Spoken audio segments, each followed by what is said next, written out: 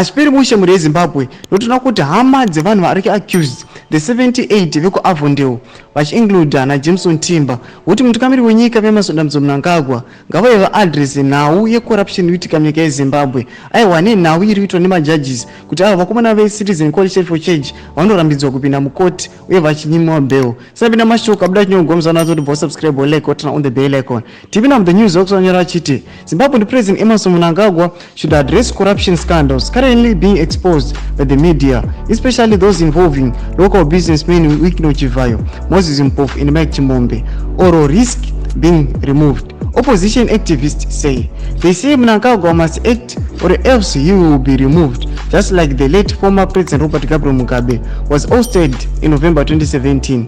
Chivayo, a close Mnangagwa crony, remains free when the Zimbabwe Anti-Corruption Commission has said he is wanted in connection with the Malki 40 million Zimbabwe Electoral Commission tender scandal. Thomas Karubuda pana panyuka zvichinzi aiwa mutungamiri wenyika ngauya aadress nawo iyi nokuti iri very concerning. Wanonyasa kuziva kuti kochi chiri munyasa kuitika nana Wikino Chivayo nevakomana vematenda sana Sabc nenhau iri kuitika aiwa kumakotsi vanhu veTCC vachinyimwa bail.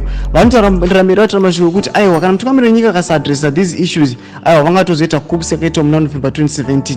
Tudzai mafungiro enyu muri kudii pamusoro pemashoko ari kubuda mu the news hogs. Pinda comment section medu musana subscribe kulike turn on the bell icon.